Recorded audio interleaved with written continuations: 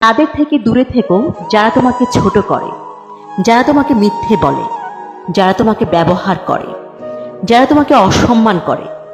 সবচেয়ে বড় অভাব হলো আপনার ভিতরে কিছু কথা জমে আছে, কিন্তু সেগুলো শোনার মতো উপযুক্ত মানুষ না থাকা। নিজের দুঃখ কষ্ট অন্যের কাছে প্রকাশ করতে নেই। সমবেদনার সুরে সবাই মজা নেবে, সুযোগ পেলে উপহাস করবে, আর সময় মতো আঘাত করবে। স্বার্থপর হওয়ার জন্য অবশ্যই আপনাকে চালাক হতে হবে, কারণ বোকারা কখনো স্বার্থপর হতে পারে না। যে তোমাকে বোঝে না তার জন্য কখনো তোমার মূল্যবান সময়টুকু নষ্ট করো না।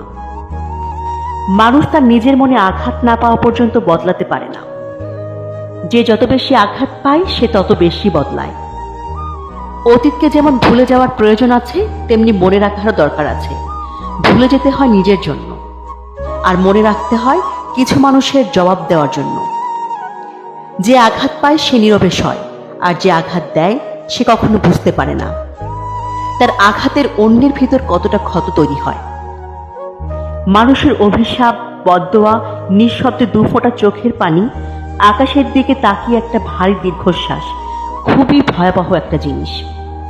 আমি বোকা নই, চুপচাপ আছি বলে ভেবো না আমি কিছু জানি না, বরং আমি সব কিছুই জানি। শুধু চুপ থেকে মানুষের অভিনয়গুলো দেখি।